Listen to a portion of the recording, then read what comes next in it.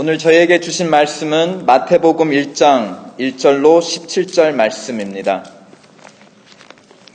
신약성경 마태복음 1장 1절로 17절 말씀입니다.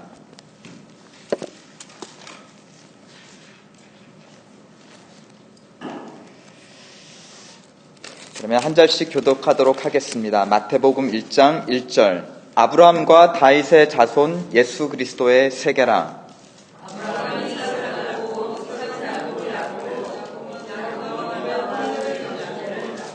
유다는 다말에게서 베레스와 세레를 낳고, 베레스는 헤스론을 낳고, 헤스론은 람을 낳고,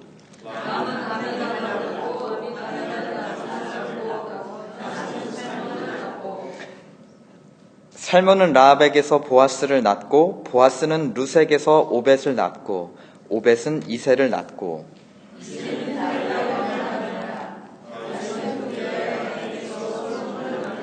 솔로몬은 르호보암을 낳고, 르호보암은 아비야를 낳고, 아비야는 아사를 낳고,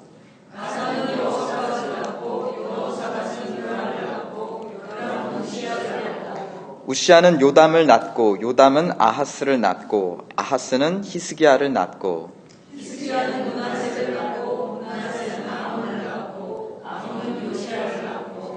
바벨론으로 이거할 때에 요시아는 여고냐와 그의 형제를 낳으니라.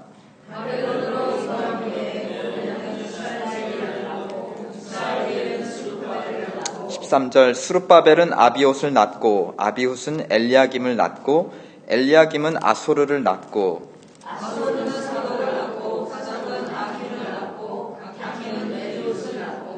엘리훗은 엘리아살을 낳고, 엘리아살은 mat단을 낳고, mat단은 야곱을 낳고,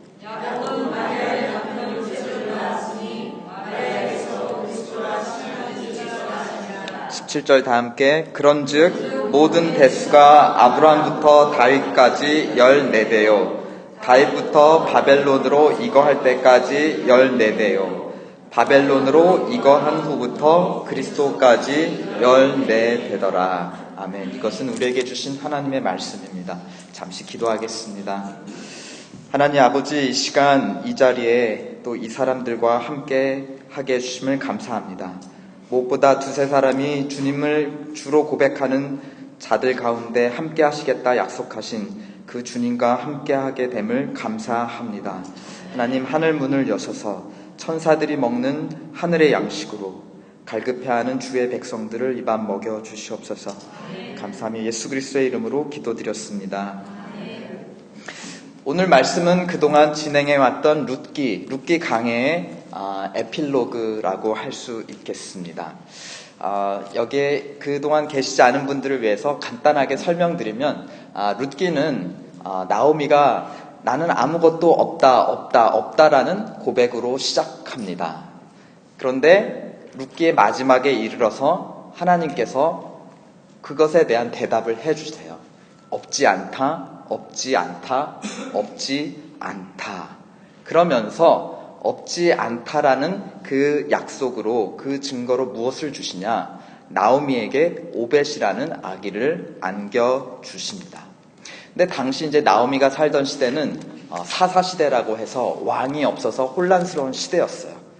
그런데 그래서 이스라엘 사람들은 항상 우리에게 왕이 없다 불평을 했습니다. 그것에 대해서 하나님께서 대답을 해주시죠. 왕이 없지 않다.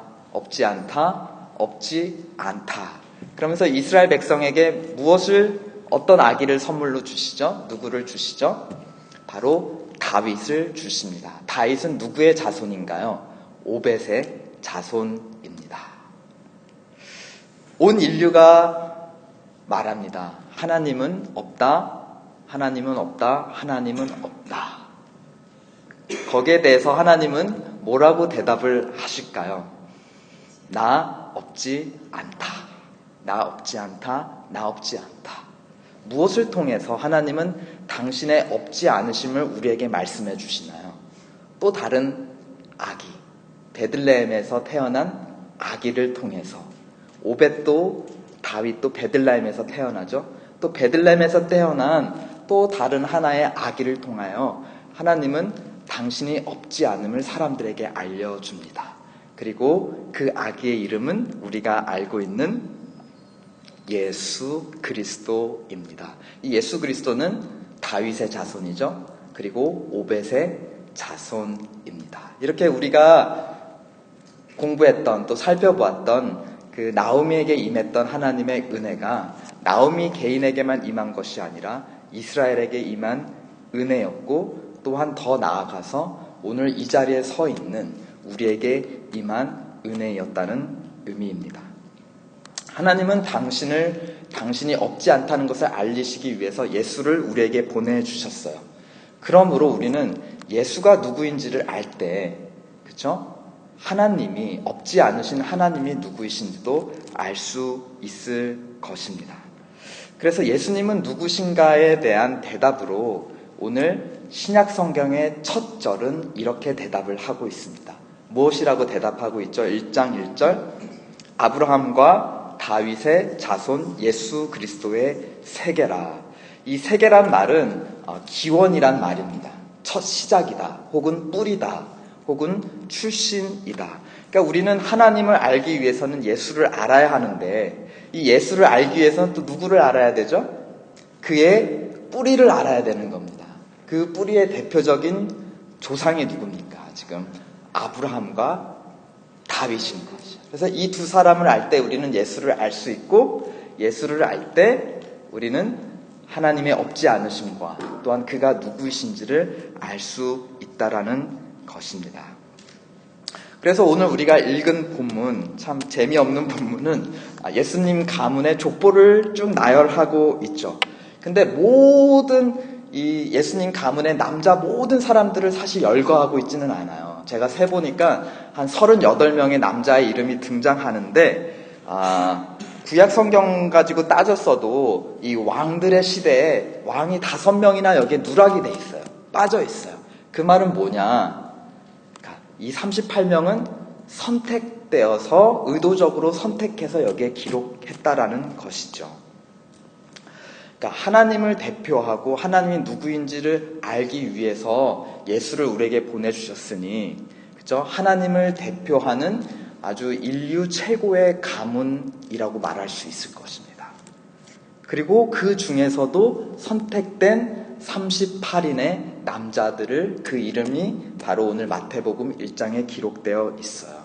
얼마나, 그러니까 모든 인류, 모든 가문 중에 하나님을 딱 이 사람을 알면 하나님을 알 수 있다라는 그 예수가 태어난 가문이고, 그 가문 중에서도 38명을 선택해서 우리에게 소개하고 있으니 이들은 얼마나 거룩하고 얼마나 고귀한 사람들일까요? 우리가 그들의 한번 면면을 살펴보도록 하겠습니다. 1장 1절에 시작됐던 것처럼 아브라함으로 시작이 돼요. 그렇죠? 아브라함 누구죠? 대단한 사람인가요? 하나님이 아브라함과 언약을 맺으시면서 창세기 12장에 내가 너를 복의 근원이 되게 하시겠다. 그리고 22장에는 너의 씨로 말미암아 천하 만민이 복을 얻을 것이다 라고 얘기를 하십니다. 그래서 아브라함은 바로 만복의 근원이 되었던 사람이에요. 너무 훌륭한 사람 맞습니다. 다윗은 누구입니까? 오늘 6절을 보니까 다윗을 이렇게 소개하고 있어요. 이새는 누구를 낳았다? 다윗 왕을 낳았다. 다른 사람들은 다 그냥 누구를 낳았다, 누구를 낳았다, 누구를 낳았다. 그러니까 우리가 열왕기에서 볼 수 있는 이스라엘의 유대의 왕들도 다 그냥 이름만 붙이는데 유일하게 한 사람에게 왕이라는 호칭을 붙여주고 있습니다. 그 사람이 누군가? 바로 다윗 왕. 그러니까 이 사람은 더 킹입니다. 더 킹. 그렇죠? 유일하고 독보적인 이스라엘의 왕이었다. 하나님께서 아브라함과 언약을 맺으셨듯 다윗과도 언약을 맺으셨는데 그 내용이 사무엘상에 나와 있습니다. 이렇게 얘기하고 계세요. 내 수완이 차서 네가 조상들과 함께 잠들 때에 내가 너의 몸에서 날 자식을 내 뒤에 세워서 너의 나라를 견고하게 하리라. 너의 집과 너의 나라가 영원히 보존되고 너의 보좌가 영원히 견고하리라. 이 다윗은 그러니까 이 영원한 나라의 태족 혹은 국부나 마찬가지입니다. 여기까지 하면은 굉장히 훌륭한 감은 맞죠. 그렇죠? 아브라함은 만복의 근원이 되고 또 아브라함의 자손 중에 한 사람인 다윗은 영원한 나라의 국부가 된다. 그 가문에서 예수님이 태어났다라는 것입니다. 근데 우리가 쭉 읽었는데 17절에 이것을 정리하는, 이 족보를 정리하는 마지막 결론에서 우리는 아브라함과 다윗 외에 또 다른 부류의 조상들을 발견하게 돼요. 그분들을 한번 찾아보도록 하겠습니다. 17절 한번 다 함께 읽어볼까요? 시작. 그런즉 모든 대수가 아브라함부터 다윗까지 14대요 다윗부터 바벨론으로 이거할 때까지 14대요 바벨론으로 이거한 후부터 그리스도까지 14대니라. 아브라함 하면은 어떻게 thumbs up입니까? down입니까? up, 그렇죠. 다윗 thumbs up. 그러니까 요즘 한국말로 엄지척이라고 하더라고요. 그래서 엄지척 이렇게 이거다. 또 다른 세 번째 부류가 누구죠? 다윗부터 바벨론으로 이거할 때까지, 그리고 바벨론으로부터 예수 그리스도까지. 누군가요? 바벨론으로 이거한 조상들. 다른 말로 하면 바벨론의 포로로 끌려간 사람들. 이 사람들 thumbs up인가요? down인가? 왜냐하면 나라가 망해버렸어요. 바벨론한테 폭망했어요. 그리고 포로로 끌려갔어요. 왜 갔냐? 이것이 굉장히 중요한데요. 이 열왕기에 그 왕들의 행적들이 다 기록되어 있는데 그들의 행적을 하나로 꿰뚫는, 그 구슬을 꿰뚫는 하나의 줄이 있다면 바로 신명기 28장입니다.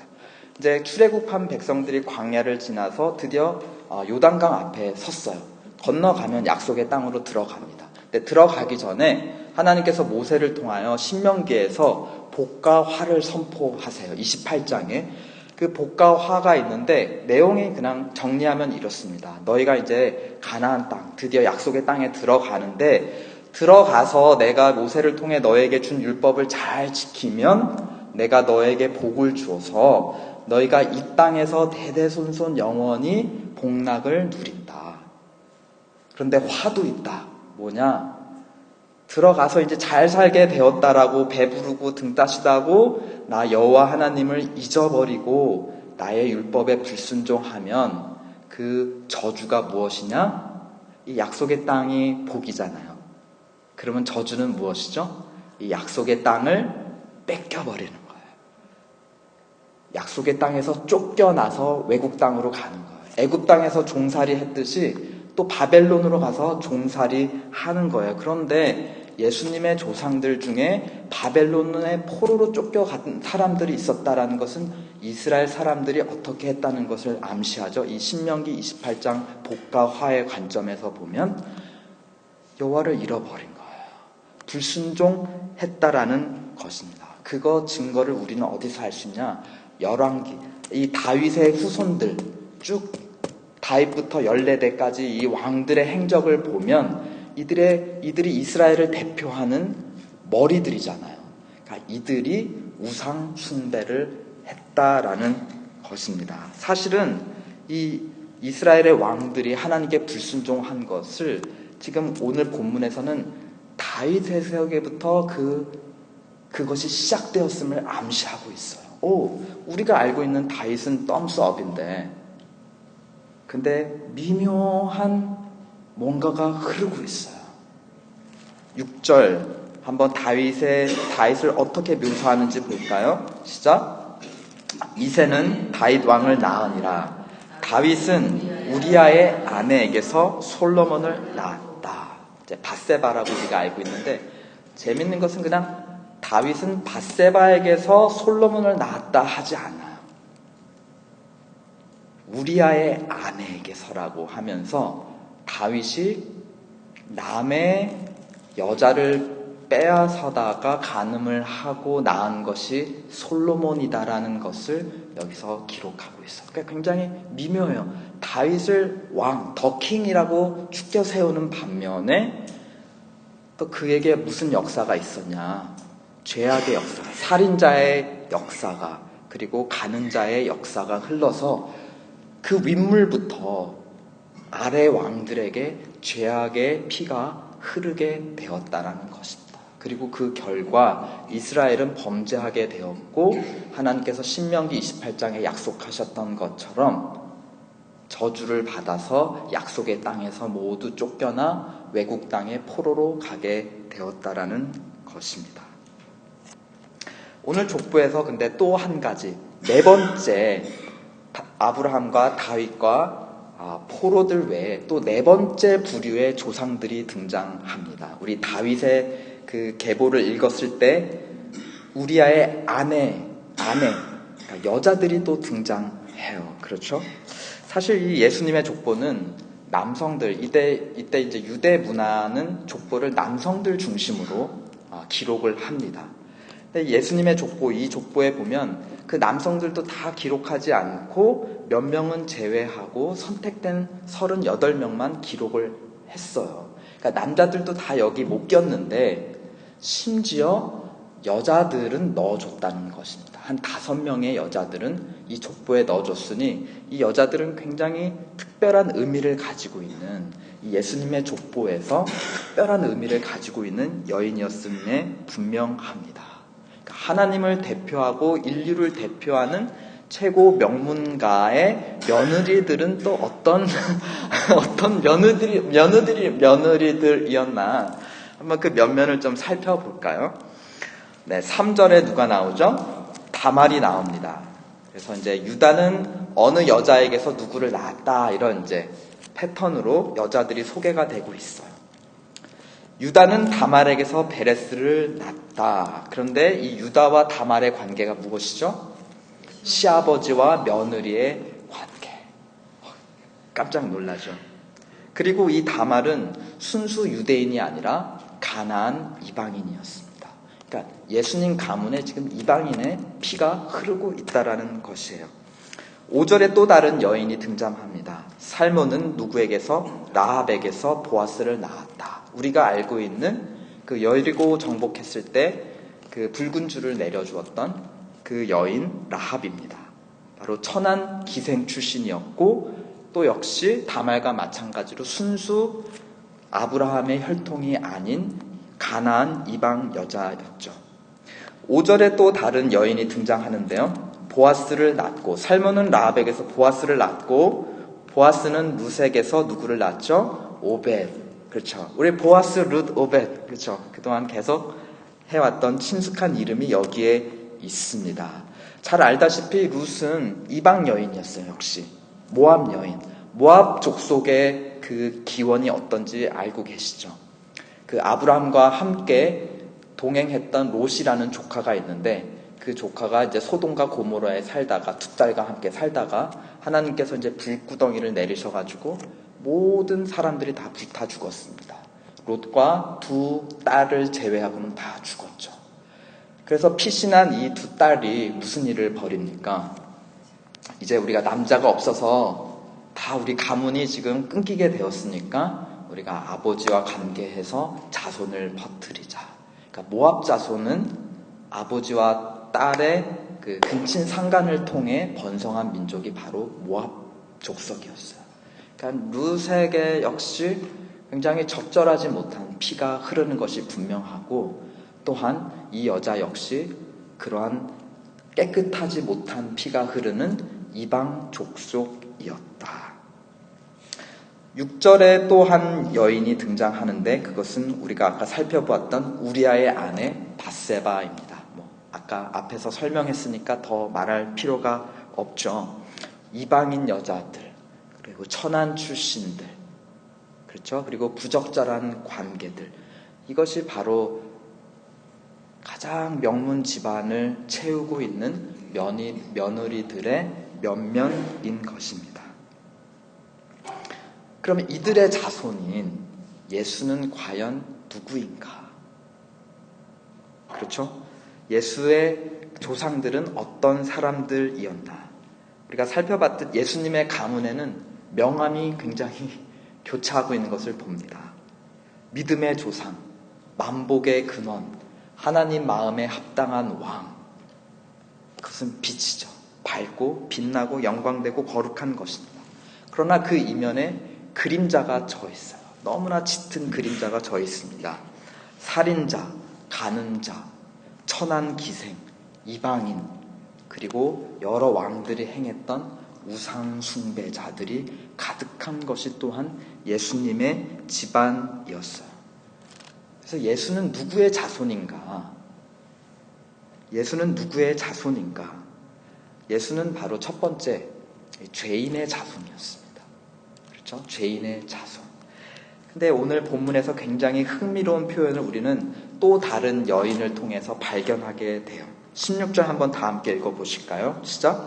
야곱은 마리아의 남편 요셉을 낳았으니 마리아에게서 그리스도라 칭하는 예수가 나시니라. 여자가 등장할 때는 보통 이제 남자 누구가 여자 누구에게서 아들 누구를 낳았다라고 하는데, 이 예수에게서는 그렇게 되면 이제 요셉은 마리아에게서 예수를 낳았다라고 해야 이제 이 패턴에 이어지는 건데, 여기서 우리는 요셉이 빠져 있는 것을 발견하게 돼요.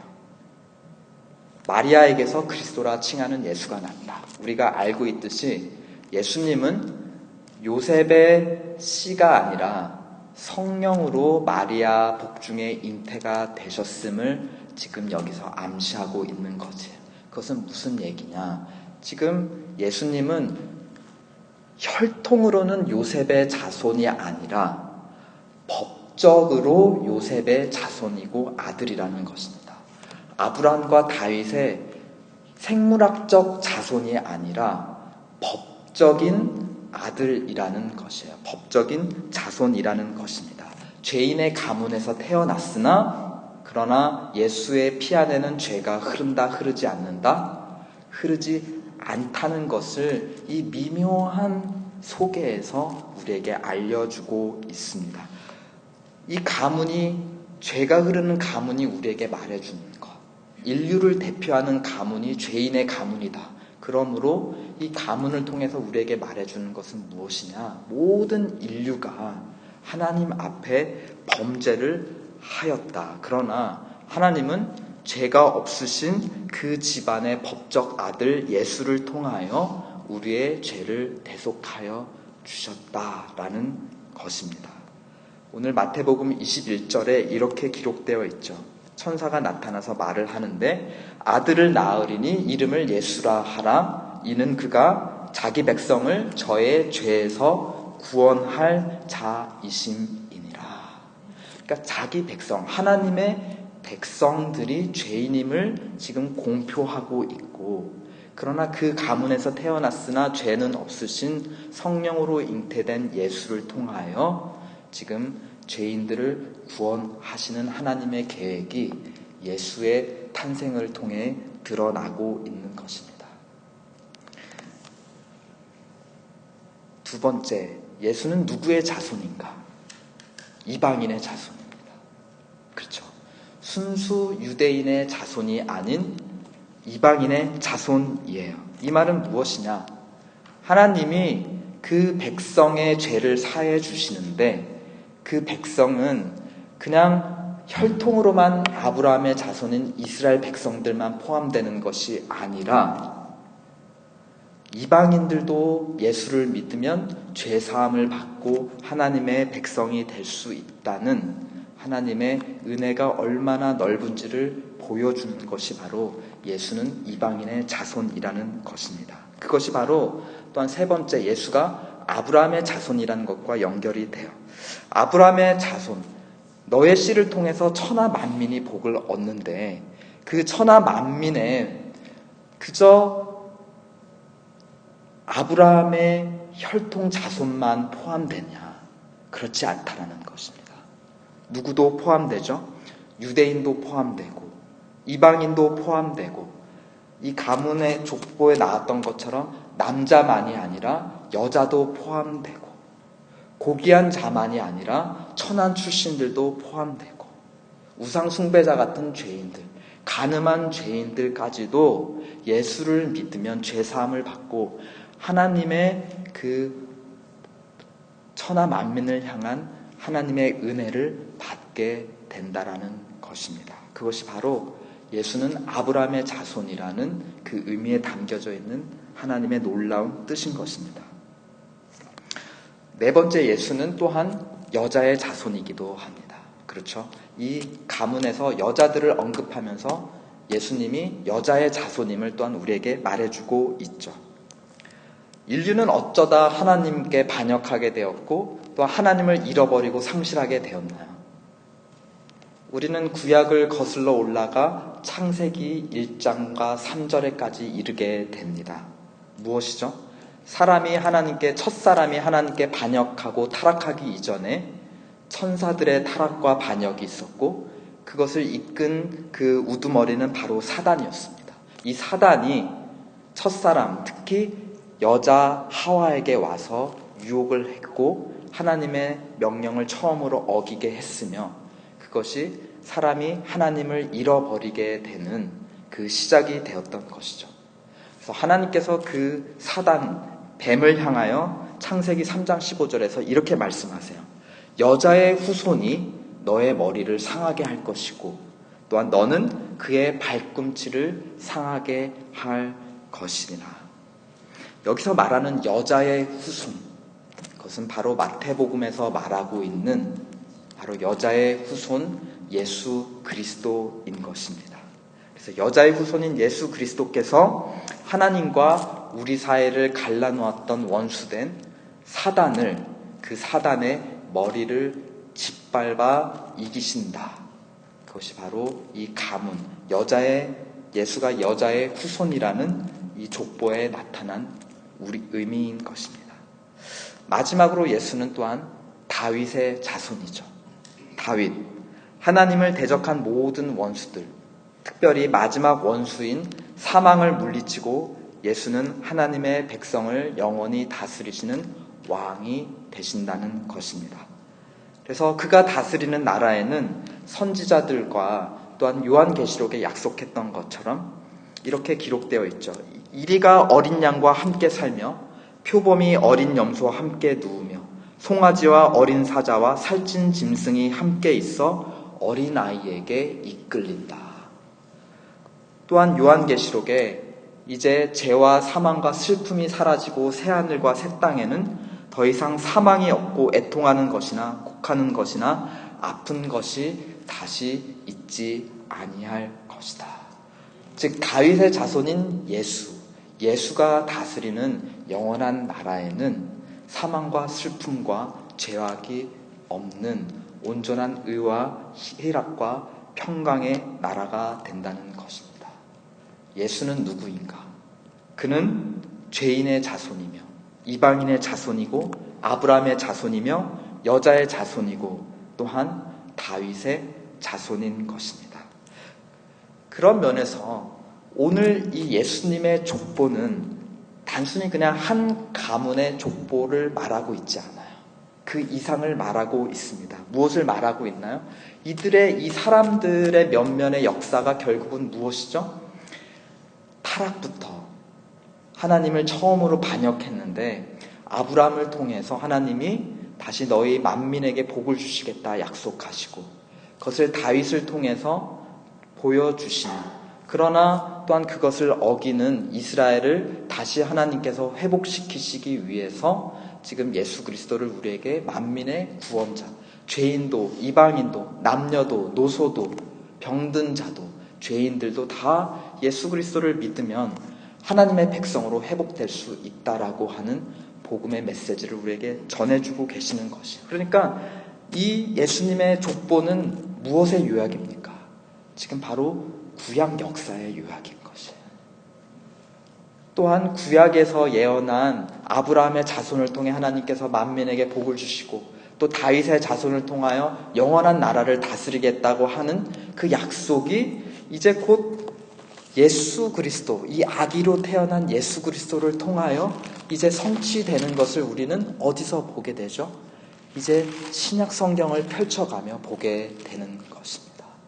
그러니까 이 예수 안에서 우리는 과거 구약 백성을 통한 하나님의 역사와 앞으로 펼쳐나갈 신약을 통해 하나님께서 이스라엘만이 아니라 온 만민을 다 구원하실 그 계획을 우리는 지금 미리 맛보고 있는 것이에요. 그러니까 구약과 신약이 교차되는 그 중심에 우리는 누구를 만나고 있는 것이죠? 바로 아기 예수 그리스도를 만나고 있는 것입니다. 오늘 본문은 이것이 예수 그리스도의 세계라, 즉 시작이다라고 했어요. 그러나 그 예수 그리스도의 시작에서 우리는 또한 무엇을 보고 있죠? 하나님께서 이제 원수들을 다 멸하시고 새하늘과 새 땅을 우리에게 이루어 주셔서 예수 그리스도가 영원한 다윗의 자손으로 다스리시는 그 눈물과 슬픔과 사망과 질병과 죄악이 더 이상 없는 영원한 하나님 나라를 또한 우리에게 보여주고 계세요. 예수의 시작만을 보여주는 것이 아니라 또한 예수의 끝까지, 예수의 종말까지 보여주면서 예수를 믿는 자, 예수를 따르는 자, 예수가 그 안에 있는 자들의 지금 시작과 끝을 우리에게 함께 보여주고 있다는 것입니다. 그렇다면 하나님께서 예수님을 통해 당신을 드러내셨다면, 그리고 예수님이 죄인의 자손이고 이방인의 자손이고 아브라함의 자손이고 여인의 자손이고 다윗의 자손이라면 이 예수를 통하여 드러나신 하나님은 누구이신가? 이 본문을 통해 우리는 하나님이 어떠한 분이라고 우리는 배울 수 있는가 하는 것입니다. 본문 1장 22절로 23절 다 함께 읽으시도록 하겠습니다. 22절 시작. 이 모든 일에 된 것은 주께서 선지자로 하신 말씀을 이루려 하심이니 가라사대 보라 처녀가 잉태하여 아들을 낳을 것이요 그의 이름은 임마누엘이라 하셨으니 이를 번역한즉 하나님이 우리와 함께 계시다 함이라. 예수 그리스도를 통해 드러나신 하나님은 어떠한 하나님이시라는 것입니까? 임마누엘, 이를 번역한즉 하나님이 우리와 함께 계시다. 즉 하나님은 어떠한 분이시냐? 우리와 함께 하시는 분이다. 그러나 우리는 누구냐? 우리는 어떠한 사람이냐? 예수의 조상들을 통하여 이 족보에 기록되어 있는 사람들의 면면을 통해 비춰지는 우리의 자아 정체성은 무엇이냐? 우리는 무엇이다? 죄인이다.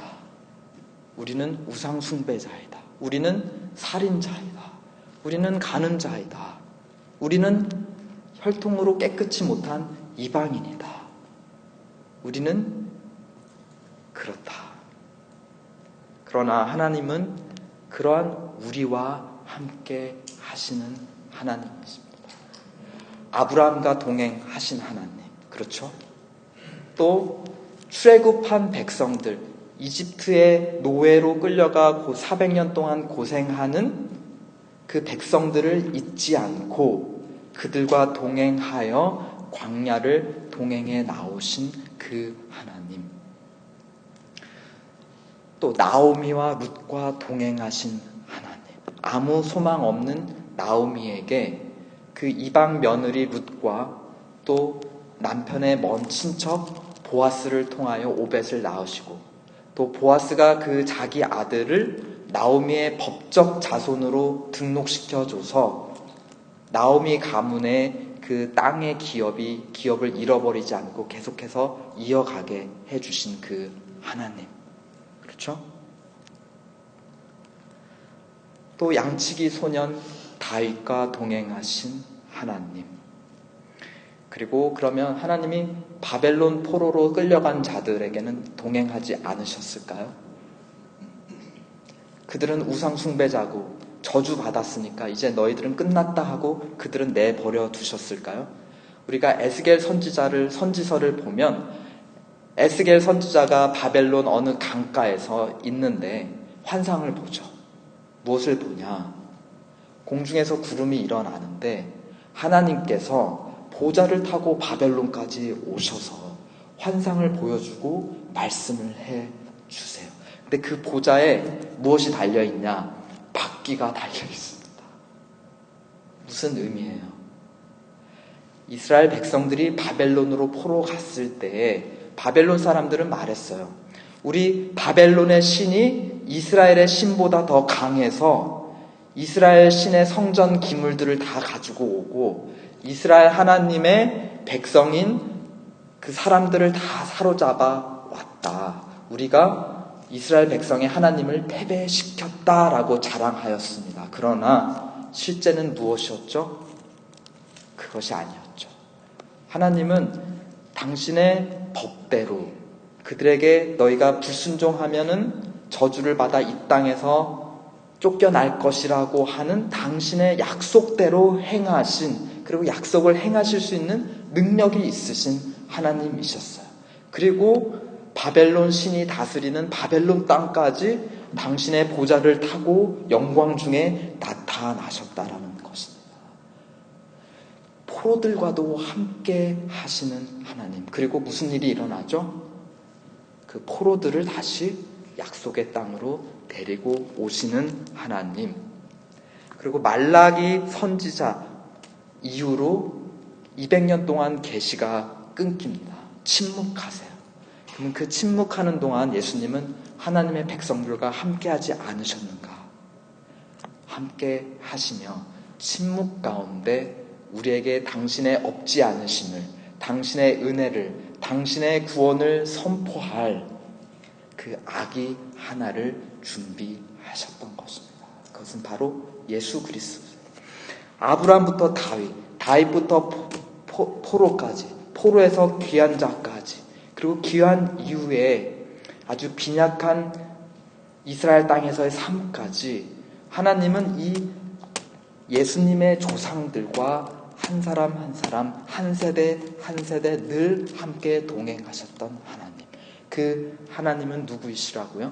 임마누엘, 우리와 함께 하시는, 과거에 함께 하셨던 하나님만이 아니에요. 이제 이 예수 그리스도를 통하여 죽으시고 부활하셔서 영원히 다스리시는 이 예수를 통하여 하나님은 현재 우리에게도 어떠한 하나님으로 나타나고 계시는가? 어떤 하나님이시죠? 우리와 함께 하시는 하나님이십니다. 범죄자와도 함께 하시고 백인이 아닌 이 미국 사회에서 2등 시민, 3등 시민으로 살아가고 있는 비천한 우리 이민자들과도 함께 하시고 젊고 능력 있는 자만이 아니라 병든 자와도 함께 하시고 남녀노소와 함께 하시는, 모든 죽어가고 있는 자들과 함께 하시는 바로 그런 하나님이시라는 것입니다. 우리가 죽고 난 이후에 몸의 부활을 겪은 후에 하나님은 우리와 또한 동행하실까요? 맞습니다. 아멘. 몸의 부활 이후에도, 죽음 이후에도, 부활 이후에도 영원토록 함께 하시는 분이 바로 우리의 하나님이십니다.